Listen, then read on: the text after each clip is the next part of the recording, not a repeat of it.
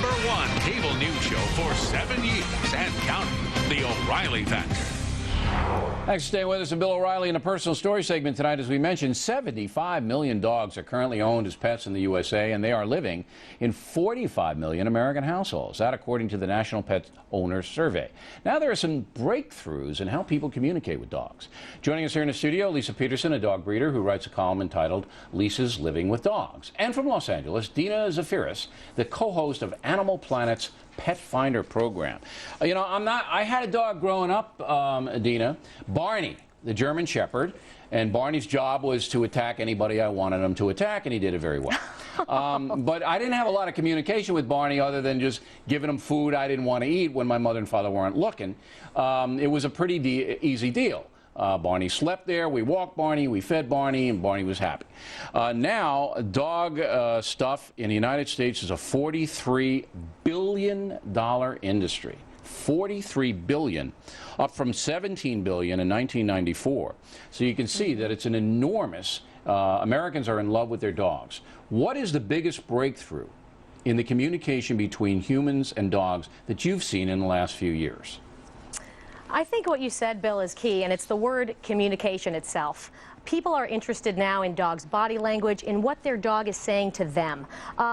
50 years ago, you saw a more militant approach to dog training. You saw people yanking choke chains, yelling at their dogs, not really understanding body language and behavior.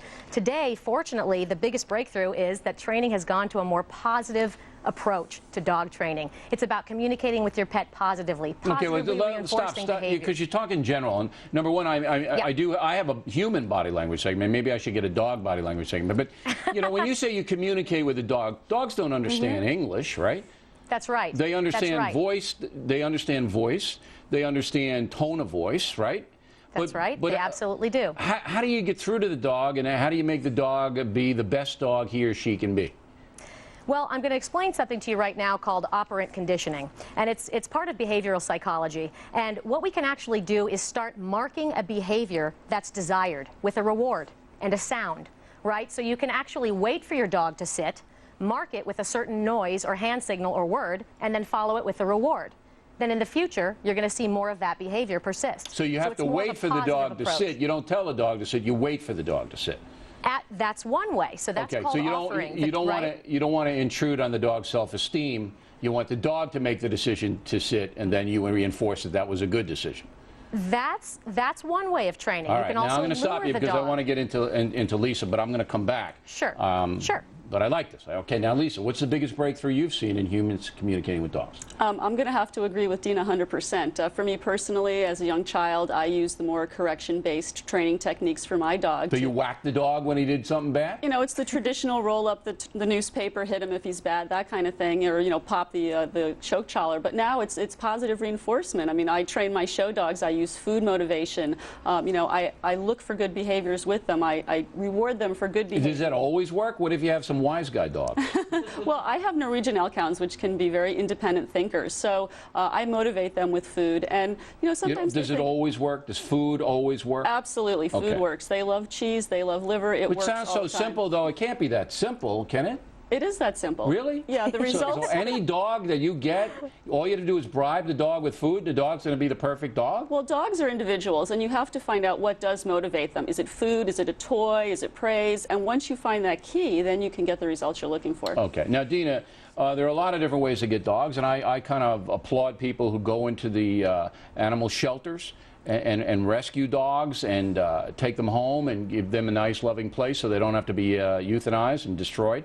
But then you're taking a chance because the dog could be the victim of bad behavior by humans before that. Can you turn that dog around? Is that an easy thing to do? It's sometimes easy and it's sometimes not. The important thing to do is go to the shelter with somebody who knows, who's trained in dog body language. But dogs are giving you signals. Through the bars, you can tell a lot about the personality of a dog, but there's a lot you can't tell. All right, give me one hint. Dog body language. Okay, now look, if I walk in, I'm not going to know what the dog's saying. All right, so give me one hint that the dog doesn't like me. All right, besides saying I watch CNN. Absolutely. I'm looking through the bars at the little dog, and the dog's looking up, and the dog does what, and that signals Go ahead. So some things you want to look for are ear position. If the ears are forward and the dog looks curious, which means its eyes are looking right at you, it's making eye contact and the ears are perched forward, that's showing interest. It's showing eye contact and communication. The dog is, in other words, asking you, hey, maybe come pet me, come sniff me. If the dog's tail is very stiff and it's held straight up in the air, this may be a sign of fear or aggression. Knowing what the ears are doing, if the ears are pinned back and the dog's wagging his tail, this can be a sign of friendliness. If the ears are pinned back and the dog's growling, obviously this dog could be not socialized properly. There's a lot of different signs. And how hard is it to turn around a dog that's not socialized properly?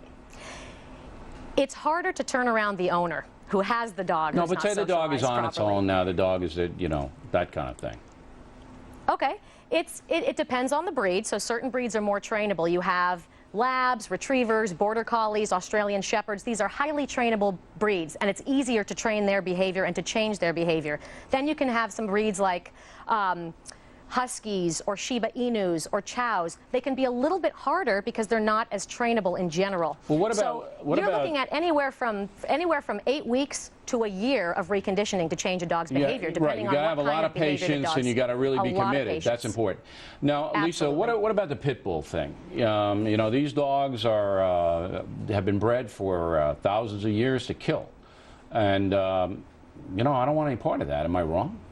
Absolutely. The American Kennel Club recognizes 4 what you would call bully breeds: the American Staffordshire Terrier, the Staffordshire Bull Terrier, and the Bull Terrier and Mini Bull Terrier. And hundreds of years ago in England, these dogs were used for bull baiting and dog fights. But once they were outlawed in England, the owners of these dogs wanted to save them, and they were good companions at the time for them. So they took generations and they bred out the temperament of the fighting temperament of these dogs. Today, these dogs make great pets. Pit bulls make good pets? Absolutely. You would get a pit bull? I would get. Should I be afraid? Any one of these breeds. Not afraid for myself, but around kids and things like that. Well, you have to look at the dog. I mean, the dog is like a blank slate as a puppy, and it's really up to the owner to be responsible to train it, socialize it. So you believe that every dog as a puppy can be trained into a good citizen? Absolutely. Every one? Absolutely. There are no bad seeds? There are no bad dogs. Because there are no bad dogs. You really believe that? I really believe that. Because, Dina, there are bad people. You know, it isn't, no, there are people who are just born evil, rotten, and they have nice parents, and they just rotten. But you don't believe dogs are like that? I have to side with Lisa. I think you shape the dog and you create the dog that you want. And I believe there are no bad dogs. There are dogs that are going to be challenging and more challenging than other dogs. But no bad dogs. But you do believe there are bad people, right? They're bad owners. Well, they're people. All right, ladies. Bad. One last question for you, Lisa, real quick. Why the explosion of dogs in the United States? Why the huge interest? Why? We all love that canine-human bond. I mean, the unconditional love that dogs give us. We want the companionship. And actually, today, 63% of people have pets rather than have children in American households. Okay, so kids are much more of a hassle. And there you go.